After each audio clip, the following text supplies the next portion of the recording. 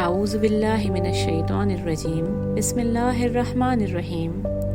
آج کی حدیث کا موضوع ہے حکمت نبوی کا ایک اہم واقعہ، اور یہ حدیث روایت ہے بخاری اور مسلم سے۔ حضرت انس رضی اللہ تعالی عنہ فرماتے ہیں کہ ایک دن ہم رسول اللہ صلی اللہ علیہ وآلہ وسلم کے ساتھ مسجد میں تھے۔ اچانک دیہاتی آیا اور مسجد میں کھڑے ہو کر پیشاب کرنے لگا۔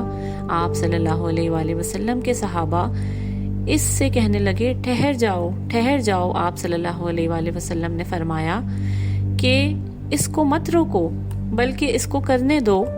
جب اس دیہاتی نے پیشاب کر لیا تو آپ صلی اللہ علیہ وآلہ وسلم نے اس کو بلایا اور فرمایا کہ مسجدیں اس قسم کی گندگی اور پیشاب کرنے کے لیے مناسب نہیں ہیں، یہ تو صرف اللہ کے ذکر اور نماز اور تلاوت قرآن کے لیے ہیں، یا اس کے مثل جیسی چیزیں۔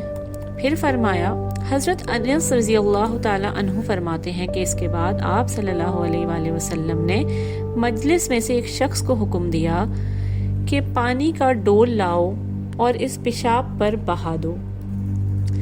حدیث کا مفہوم یہ ہے کہ آپ صلی اللہ علیہ وآلہ وسلم نے حاجت پوری کرنے والے کو اس کی حاجت پوری کرنے کے درمیان روکنے سے منع فرمایا اور کہا کہ اس کو حاجت اپنی پوری کر لینے دو، کہ اس طرح سے اس کو روکنا اس کے لیے نقصان دہ ہو سکتا ہے۔ اور پھر جب اس نے حاجت پوری کر لی تو آپ صلی اللہ علیہ وآلہ وسلم نے اس کو احسن طریقے سے سمجھایا اور اس کے بعد مسجد کی اس جگہ کی پاکی کا حکم دیا۔ جزاک اللہ خیرا کثیرا۔